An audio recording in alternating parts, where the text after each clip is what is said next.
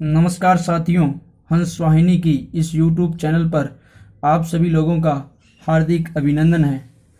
आज मैं आप लोगों के लिए लेकर आया हूं अपनी पिछली कक्षाओं से संबंधित महत्वपूर्ण प्रश्नोत्तर। जैसा कि आप लोगों को पता है कि हमने पिछली कई कक्षाओं में गुर्जर प्रतिहार से संबंधित बातें हैं जो हमने पढ़ रखी है। तो हम गुर्जर प्रतिहार वंश राजस्थान का जो कि महत्वपूर्ण वंश है उसके बारे में अध्ययन कर लिया है। तो अब उससे जुड़े हुए जो प्रश्न हैं विगत कुछ परीक्षाओं में भी पूछे गए हैं और कुछ मैंने अपने आप भी बनाए हैं। तो ये जो प्रश्न है अगर हम इनको हल कर लेंगे तो ये मान के चलो कि ये हमारा बिंदु है, हमें पूरी तरह से तैयार हो गया है। ठीक है। और साथ साथ विद्यार्थियों, रोचक बात तो ये रहेगी कि इस पूरे प्रश्नोत्तरों में हम एक बार पुनः गुर्जर प्रतिहार वंश को रिवाइज कर देंगे। तो साथियों, तैयार हो गए होंगे आप सब लोग। चलते हैं तो अपन शुरू करते हैं अपना ये जो बिंदु।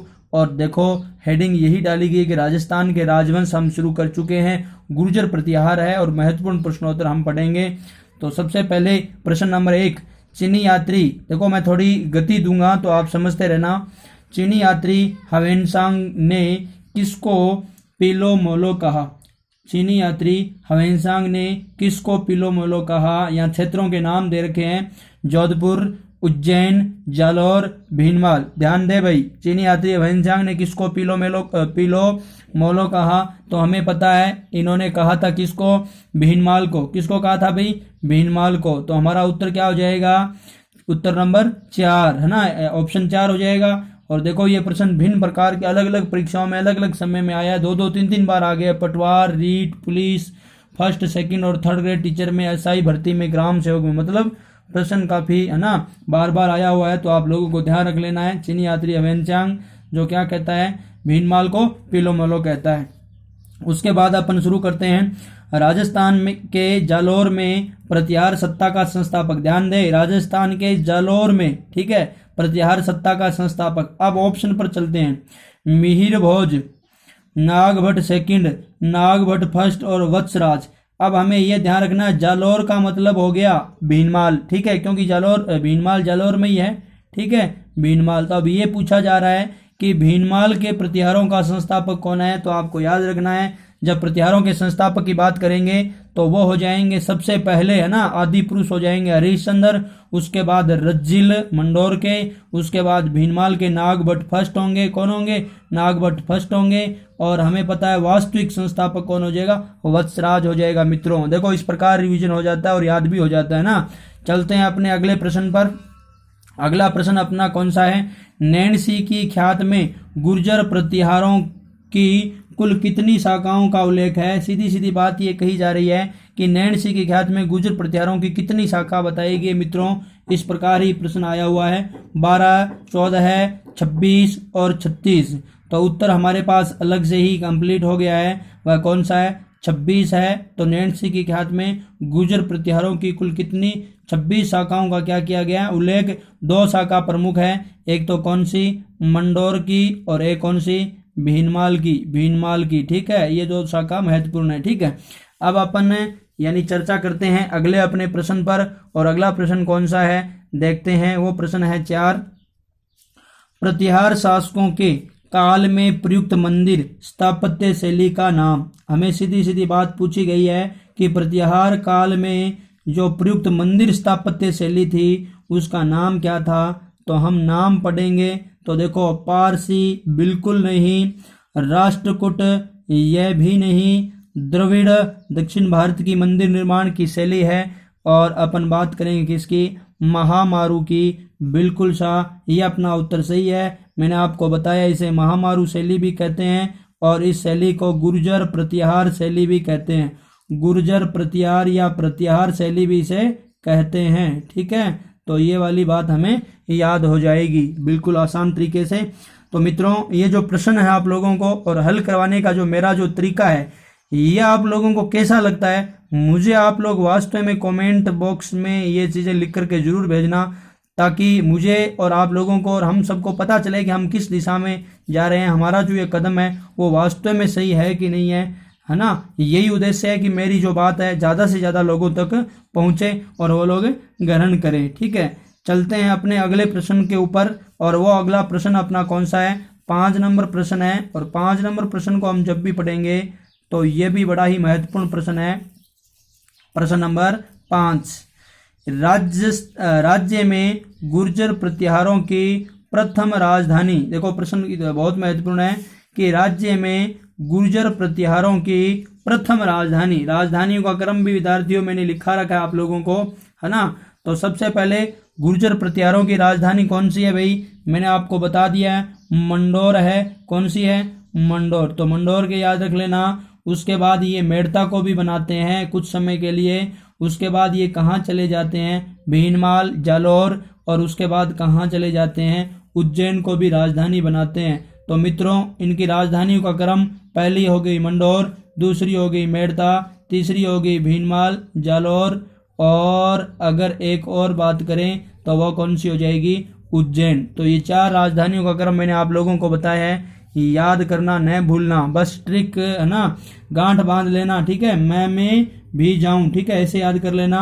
तो ये क्या हो गया, मंडोर, ये क्या हो गया, मेड़ता, और ये क्या हो गया, भीनमाल, और ये क्या हो गया भाई, उज्जैन, ठीक है। हाँ बिल्कुल सरल है। अब अगली बात करते हैं अपन 6 नंबर प्रश्न पर। महमूद गजनवी ने कन्नौज पर आक्रमण कब किया, महमूद गजनवी। देखो महमूद गजनवी का आक्रमण के समय पूछा गया है, कन्नौज के ऊपर आक्रमण किया। आपको याद होगा कन्नौज पर एक शासक राजा मतलब राज कर रहा था, शासक था, वो था राजपाल। कौन था, राजपाल। कई जगह राज्यपाल भी लिखा मिलता है, तो आप ये ध्यान रख लेना। इसके समय 1000 कब 18 ईस्वी पर आक्रमण किया जाता है, और ये राजपाल भागता है, और भागते हुए है ना इस भाग जाता है। तो इस भागने के बाद इसको पकड़ लेते हैं, कौन है, आपको याद होगा चंदेल शासक दंगदेव, है ना, विद्याधर व उसके पुत्र दंगदेव द्वारा पकड़कर इसकी राजपाल की क्या कर दी जाती है, हत्या। इसलिए गुर्जर प्रतिहारों का इसे क्या कहते हैं, भगोड़ा कहते हैं। प्रश्न नंबर अगले पर चलते हैं। अगला प्रश्न 7 नंबर प्रश्न हमारा, जो कि बहुत महत्वपूर्ण है, बहुत महत्वपूर्ण है। देखो ये सारे जो प्रश्न हैं कहीं ना कहीं परीक्षाओं में आए हुए हैं, है ना। जैसे ये मैंने आपको बताया पटवार में आया हुआ है, उसके ऊपर वाला रीट में आया हुआ था, ठीक है। अब अपन चलते हैं अगले प्रश्न पर, और वह कौन सा है, प्रश्न नंबर 7। अरबी यात्री, ध्यान से पढ़े मेरे मित्रों, ध्यान से पढ़े और फिर उत्तर दे। अरबी यात्री सुलेमान ने किस प्रतिहार शासक की सैन्य शक्ति और सुव्यवस्थित शासन की बड़ी प्रशंसा की थी।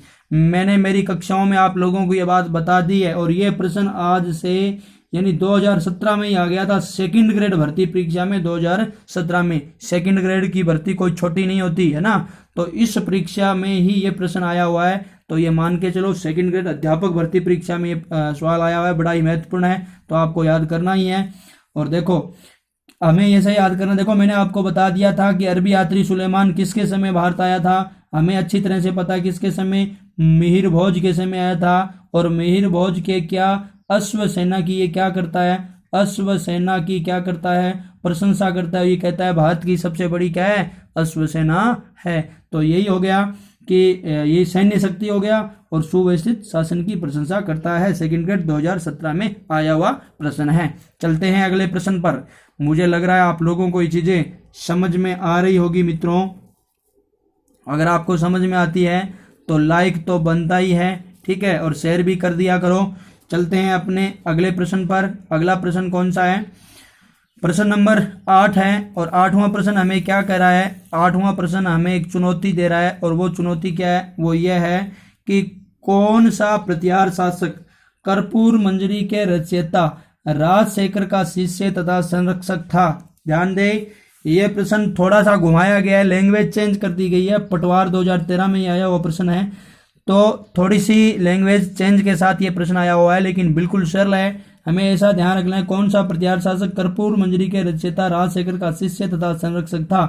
अब यहाँ दिए गए विकल्पों के आधार पर हम क्या करेंगे, उत्तर का चयन करेंगे। मैंने आपको 2 शासक बताए थे मित्रों, जिनके समय क्या था, राजशेखर था। 2 के दरबारी ये था, लेकिन पहला था इसमें से महत्वपूर्ण था, वह कौन था, महेंद्रपाल प्रथम था, महेंद्रपाल। और महेंद्रपाल के समय ही राजशेखर ने, है ना, मतलब महेंद्रपाल का ही दरबारी था, तो इसका मतलब ये हो गया संरक्षक हो गया, ठीक है। और शिष्य ये इसे अपना गुरु मान लेता था महेंद्रपाल, तो ये एक तरीके से रचयिता। राजशेखर का क्या हो गया, शिष्य। और कर्पूर मंजरी आपको पता होगा, काव्य मीमांसा, विद्यशाल भंजिका, है ना, मैंने लिखाया था। बाल भारत, बाल रामायण, प्रचंड पांडव, ये जो सारी रचनाएं हैं ये किसकी थी, अपने जो लेखक राजशेखर की थी। तो ये भी आपको याद रखना है, राजशेखर की रचनाओं से प्रश्न आ जाता है। कर्पूर मंजरी अपनी पत्नी अवंतिका या अवंती सुंदरी के, है ना, अवंती सुंदरी के याद में इसकी रचना की थी, तो ये भी आपको याद रखना है। और अपनी अगली बात करते हैं, और वह कौन सी है, वह है इसी प्रश्न में आप देख सकते हो कि रचयिता राजशेखर। अब राजशेखर एक और राजा था, एक तो हमने बात कर दी महेंद्रपाल की, एक और का भी दरबारी कवि था, उसका नाम क्या था, महीपाल था, ठीक है। और राजशेखर क्या देता है, इनको उपाधियां देता है, महेंद्रपाल को भी देता है, आपको याद होगा, रघुकुल तिलक, रघुकुल चूड़ामणि महेंद्रपाल को देता है, और महीपाल को कहता है रघुकुल मुकुट और रघुकुल मुक्तामणि, ठीक है, इसे देता है। एक और इसके लिए नाम ले लेता है, इसके लिए महाराजा धीराज, है ना, महीपाल के लिए क्या हो जाएगा, महाराजा धीराज। तो इस प्रकार की उपाधियों की चर्चा ये कौन करता है, राजशेखर अपने आश्रयदाताओं के जहाँ रहता है वहां पर, ठीक है। तो गुरु वाली बात भी थोड़ा सा याद रखना, शिष्य गुरु, ठीक है। तो सबसे पहले महेंद्रपाल ही उत्तर देना है, विकल्प यही है। अगर महेंद्रपाल नहीं हो तो जैसे सीधा पूछ लेते हैं किसके दरबार में रहा, तो आपका उत्तर हो जाता कौन सा, अगला बंदा महीपाल। अगला प्रश्न, किस प्रतिहार शासक के समय प्रतिहारों के, देखो, किस प्रतिहार शासक के समय प्रतिहारों की शक्ति चरम पर थी। तो मैंने आप लोगों को एक बात बताई थी कि सर्वाधिक शक्तिशाली इनमें से कौन था। शायद आपने थंबनेल नहीं देखा, अगर कक्षा आपने देखी है तो उसमें मैंने थंबनेल पर लिख रखा है डोनाल्ड ट्रंप लिख रखा है। इसका मतलब विश्व का ताकतवर देश है वो कौन है, अमेरिका है। और अमेरिका के राष्ट्रपति कौन है, डोनाल्ड ट्रंप। तो ये भी मैंने लिखा था प्रतिहारों का डोनाल्ड ट्रंप, और वह कौन है, मिहिर भोज है साथियों, कौन सा है, मिहिर भोज। एक बात और बता देता हूं बच्चों, ध्यान से सुने भाई, ध्यान से सुन ले, बताया था कक्षा में भी, पुनः बता देता हूं। भोज, देखो मिहिर भोज को ही कहते हैं भोज प्रथम, क्या कहते हैं, भोज प्रथम, ठीक है। मिहिर भोज को भोज प्रथम कहते हैं। और भोज सेकंड आपको पता है, जब राजा बनता है कौन, महीपाल, तो वो भोज सेकंड को हरा करके क्या बनता है, राजा बनता है, ठीक है। तो ये बात भी आप याद रख लेना। और ये सर्वाधिक शक्तिशाली था। नागभट्ट फर्स्ट जालौर का संस्थापक था, इनके मतलब किनका, प्रतिहारों का, ठीक है, मतलब भीनमाल और जालौर के। और नागभट्ट सेकंड की भी अपन बात करेंगे, नागावलोक नारायण की मूर्ति का प्रतीक, ठीक है। अब अपन चलते हैं किसमें, ये तो इसमें थी दोनों उपाधियां, नारायण की मूर्ति का प्रतीक, नागावलोक, ठीक है। अब अपन चलते हैं किसके ऊपर, अगले प्रश्न पर। और अगला प्रश्न कौन सा है, प्रश्न नंबर 10 है, निम्नलिखित में से, ध्यान से सुने, निम्नलिखित में से किसने आदिवरा की उपाधि धारण की थी। ध्यान दे भाई, प्रश्न को ध्यान से पढ़े। आदिवरा, देखो आदिवरा और जयवरा नामक दो उपाधि हैं। अगर बात जयवरा की आ जाती, जयवरा, तो हम चले जाते हैं किसके यहाँ, वत्स राज के यहाँ, किसके यहाँ भाई, वत्स राज के यहाँ। ध्यान देना भाई, जयवरा वत्स राज की हो गई, रणहस्तिन, है ना, वो दोनों यूज की थी, रणहस्तिन। और ये जयवरा दोनों किसकी हो गई, ये हो गई किसकी भाई, रणहस्तिन व जयवरा दोनों किसकी हुई, वत्सराज की। लेकिन यहाँ पर पूछा गया आदिवरा, मैंने आपको बताया है ग्वालियर प्रशस्ति के अनुसार सिक्कों में भी है ना, अभिलेखों में भी आदिवरा, है ना, श्रीमद आदिवरा नाम से ये उपाधि दी गई है, श्रीमद आदिवरा। और ये किसके लिए आई है, मिहिर भोज के लिए आई है भाई, मिहिर भोज या भोज प्रथम, ठीक है। और मैंने आपको बताया था इसकी और भी उपाधि बताई थी। एक उपाधि मैंने मिहिर भोज की आपको बताई थी, वो क्या थी, प्रभास पाटन उपाधि की हमने उल्लेख किया था ना। और ये कौन से अभिलेख में थी, दौलतपुर अभिलेख में थी। और एक हमने संपूर्ण पृथ्वी को क्या करने वाला, जीतने वाला शासक बताया था, किसको, बगरमा अभिलेख यूपी में मिहिर भोज को। तो ये भी याद करना है, मिहिर भोज के समय भी अरबी यात्री सुलेमान क्या आया था, भारत आया था। याद है आप लोगों को, काल भी इसका अच्छी तरह से याद है, 51 में आया था। तो ये अपने महत्वपूर्ण प्रश्नों की हम चर्चा कर रहे हैं, जो कि गुर्जर प्रतिहारों से साथियों मैं वापस रिवाइज भी करा रहा हूँ कि किस शासक की क्या महत्वपूर्ण बात थी, तो वो भी हम यहाँ साथ साथ में करते जा रहे हैं। अब अपन चलते हैं अपने किसी एक और अगले महत्वपूर्ण प्रश्न पर। हाँ, ये देखो अपना प्रश्न नंबर कौन सा है? 11। निम्न में से प्रतिहार शैली का मंदिर नहीं है।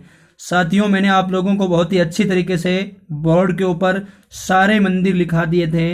अगर उनसे कोई बाहर जाता है तो प्रतिहार शैली का नहीं होगा।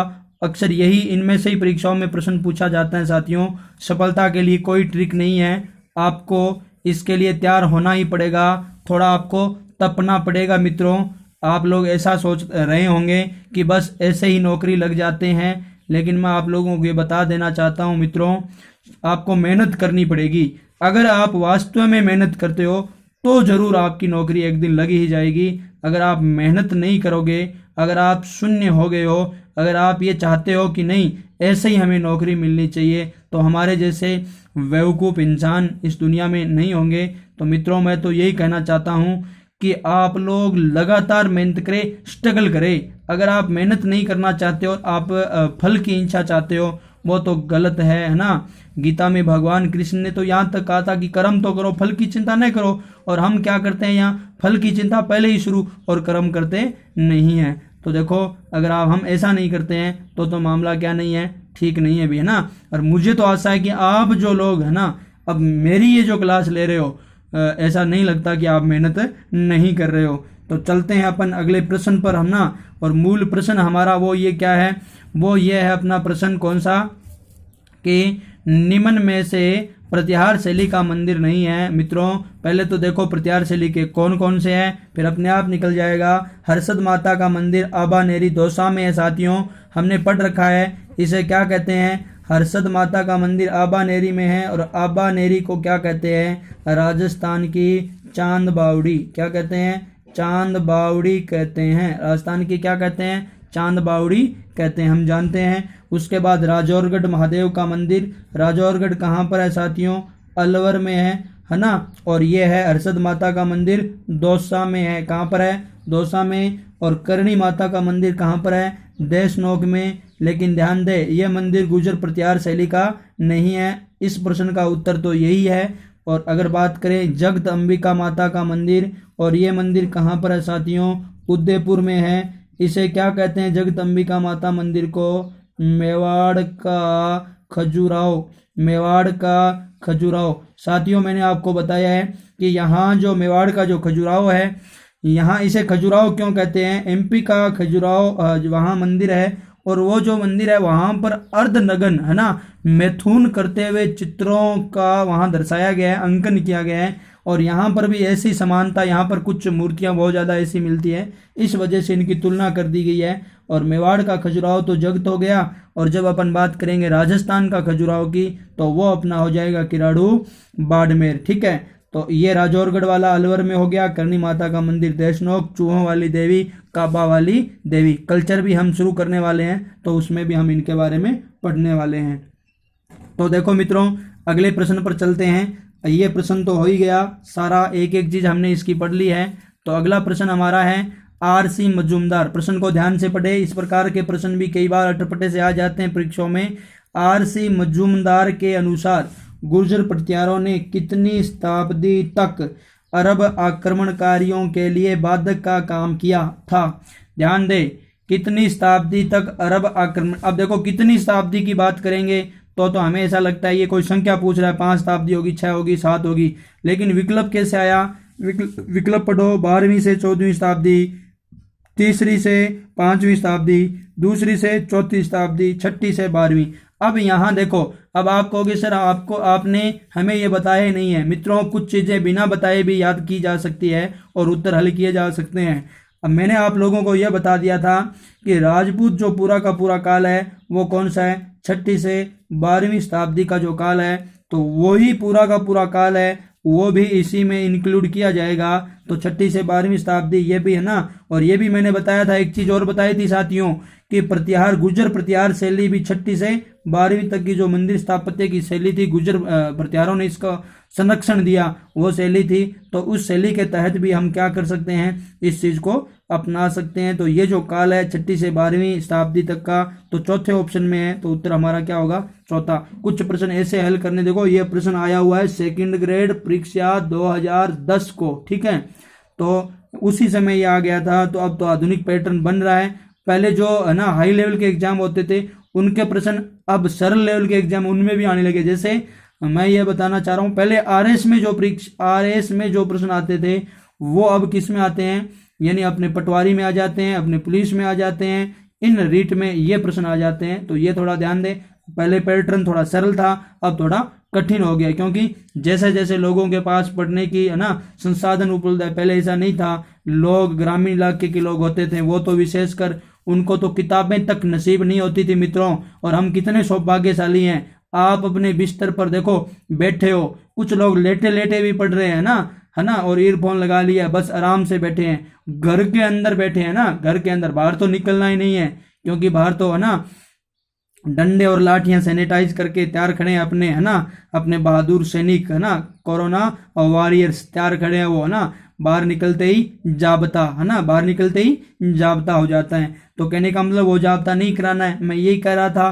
कि उपयोगिता देखो, इस वजह से कंपटीशन थोड़ा क्या हुआ है, हर कारण क्या है कि घर बैठे पढ़ रहे हैं। देखो अब लोग, कुछ लोग जिन लोगों के पास ये संसाधन उपलब्ध, देखो अरे भाई ऐसे भी लोग हैं मित्रों, ऐसे भी है 2-4 विद्यार्थियों के पास मतलब बहुत 2-4 तो क्या 20-25 लोगों का पास मेरे पास कॉल आ गए हैं और वो कहते हैं सर हमारे पास मोबाइल की व्यवस्था नहीं है, हम लोग पढ़ लेंगे, लेकिन आप लोगों के पास तो है, ठीक है। तो इतना संसाधन हो गया है, तो इस वजह से प्रतिस्पर्धा थोड़ी क्या हो गई है, कठिन हो गई है मित्रों। ये मैं आपको इस प्रसंग में ये बता रहा था कि कहने का भाव मेरा ये है कि अब ये प्रश्न थोड़े कठिन इसलिए आने लगे क्योंकि अब लोग ज्यादा पढ़ने लगे हैं, ठीक है, और ज्यादा पढ़ेंगे जैसे जैसे प्रतिस्पर्धा थोड़ी कठिन, लेकिन ध्यान दे कठिन उन्हीं लोगों के लिए है जो पढ़ते ही नहीं है, जिनको पढ़ना नहीं है, सारे फॉर्म भरने हैं, ठीक है, पढ़ना उनको है नहीं, फॉर्म सारे भरने हैं, पढ़ना उनको एक भी नहीं है, क्योंकि उनको वो लगातार फॉर्म भरने, वो ऐसे लोग भी काम आते हैं हमारे, क्यों, क्योंकि उन लोगों की रेवेन्यू से जब हम बाद में जॉब लग जाते हैं ना, तो वो जो पेमेंट आता है तो सरकार उन्हीं पैसों से हमें क्या करती रहती है, पेमेंट करती रहती है, और भी बहुत सारे प्रकार के जरिए होते हैं सरकार के पास। तो कहने का मेरा तात्पर्य है, भीड़ है, आप भीड़ के साथ मत चलो, अलग चलो, और अलग चलोगे तो आपकी अलग पहचान बनेगी। और जैसे अब आप अलग बैठे हो, कुछ लोग फेसबुक चला रहे हैं, व्हाट्सएप चला रहे हैं, है ना, कुछ लोग है ना सैनिटाइज की सारी प्रक्रिया देख रहे हैं, किस किस की सैनिटाइज हुई। तो कहने का मतलब मेरा तात्पर्य है, आप लोग पढ़ रहे हो तो आप लोग उस भीड़ से अलग हो, सफलता आपको निश्चित मिलेगी, ये मेरी आशा ही नहीं, मेरा विश्वास है और मेरा अनुभव है, ठीक है, मैं इस अनुभव से गुजरा हूं। चलते हैं अपन अगले प्रश्न पर आते हैं, विषय के ऊपर, और वो विषय क्या है मित्रों, अपन बात कर रहे थे ये इस प्रश्न की, ये तो हमने हल कर दिया।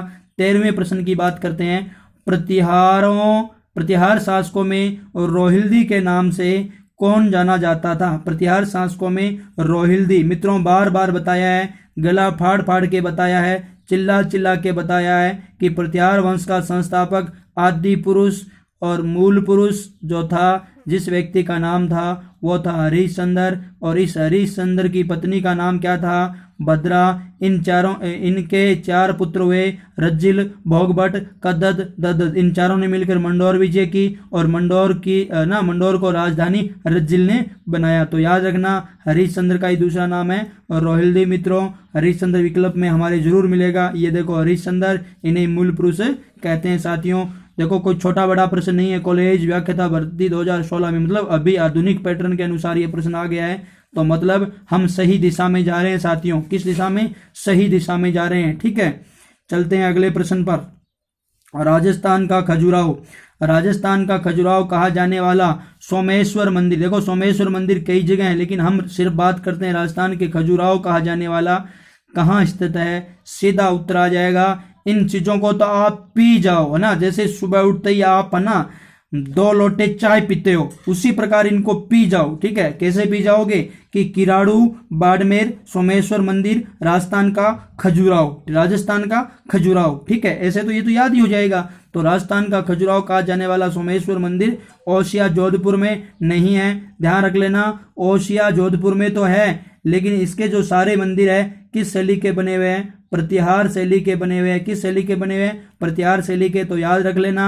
आबानेरी दौसा की बात करेंगे, राजस्थान की चांद बावड़ी जो हमने पहले ही पढ़ चुके हैं, आबानेरी को कहते हैं, जो नहीं है ये, है ना। और जब किराड़ू बाड़मेर की बात की जाएगी, उत्तर अपना सही आ जाएगा। राजस्थान का खजुराहो इसे कहते हैं। मेवाड़ का खजुराहो जगत अंबिका को कहते हैं। तो ये देखो जगत उदयपुर, ये मेवाड़ का खजुराहो आ गया है भाई, मेवाड़ का खजुराहो, ठीक है। अब एक बात आपको मैं बता देना चाहता हूँ, हमने यहाँ पर खूब सारे गुर्जर प्रतिहार कालीन मंदिर पढ़े थे। क्या आपको याद है साथियों? सबसे पहले हर्षद माता का मंदिर पढ़ा था, उसके बाद हमने किसका पढ़ा था ना, हर्षद माता के मंदिर के बाद हर्ष मंदिर पढ़ा था ना। इसी प्रकार हमने जय भवानी पुरा वाली माता, नकटी माता, मकरकंडी माता, सच्याय माता, ये सारी माताएं हमने पढ़कर आ चुके हैं इससे पहले, है ना। और दधिमती माता, है ना, ओसिया के जो मंदिर है हमने पढ़ लिए थे। और पार्श्वनाथ मंदिर जैन का पार्श्वनाथ मंदिर चित्तौड़गढ़ दुर्ग, है ना, वो भी हमने पढ़ा था। कुछ महादेवों के मंदिर भी पढ़े थे हमने, है ना। तो इस प्रकार कामेश्वर महादेव का मंदिर हमने पढ़ लिया था, निमाज पाली में पढ़ा था।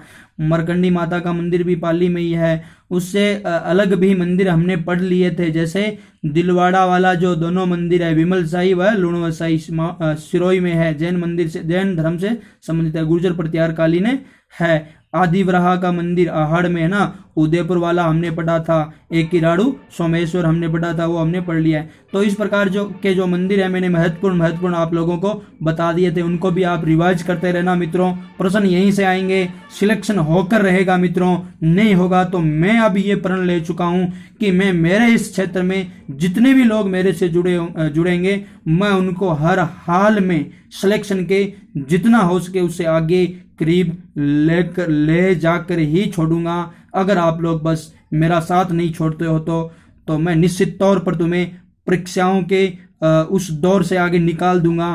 परीक्षा जैसी बीमारी है ये भी एक तरीके से, क्योंकि जब हम इससे लड़ते हैं और फिर उसको सफल कर देते हैं तो मतलब एक तरीके से हम परीक्षाओं की धज्जियां उड़ा करके आगे निकलते हैं। तो इसको हम हरा देंगे। परीक्षा से मतलब हम परीक्षा की तैयारी कहते हैं, लेकिन वास्तव में परीक्षा से लड़ने की तैयारी होती है ये, ठीक है। तो चलते हैं अपने अगले महत्वपूर्ण प्रश्न पर, और वह कौन सा है? प्रश्न नंबर अपना 15, है ना, 15 प्रश्न है, और वह कौन सा है भाई, उस पर हम चर्चा करते हैं। 15 नंबर प्रश्न पर, 15 नंबर प्रश्न की बात करेंगे तो वो हमारा प्रश्न हो जाएगा भाई, राज्य में किस प्रतिहार शासक ने गंगा में समाधि ली? ध्यान देना भाई, राज्य में किस प्रतिहार शासक ने गंगा में समाधि ली? मित्रों मैंने आपको एक शासक की बात बताई थी, और ये जो बात मिलती किस एक ग्रंथ में मिलती है, उस ग्रंथ का नाम है साथियों प्रभावक चरित्र। ग्रंथ का नाम क्या है? प्रभावक चरित्र। और इसके लेखक कौन है? चंद्रप्रभ सूरी इसके लेखक है। इसमें ये लिखा गया है कि नागभट्ट जो सेकंड होते हैं ना, ये 23 अगस्त को क्या कर लेते हैं? गंगा में क्या ले लेते हैं? समाधि ले लेते हैं मेरे साथियों, 23 अगस्त 833 ईस्वी को। और ये कहते हैं आत्महत्या, कुछ लोग कहते हैं आत्महत्या, कुछ लोग कहते हैं गंगा में समाधि ले लेते हैं। बात तो वो एक ही हुई, प्राण उठ गए, कैसे भी उड़ो चले गए। तो कहने का मेरा तात्पर्य ये हो गया कि हमें ये याद करना है साथियों नागभट्ट सेकंड की। नागभट्ट फर्स्ट ने तो ऐसा कोई काम नहीं किया, और नागभट्ट सेकंड की हम बात कर लेते हैं ना, की थी हमने, कई बातें इसकी पहले भी कर चुके हैं, इससे संबंधित त्रिपक्षीय संघर्ष की भी बात हमने की थी।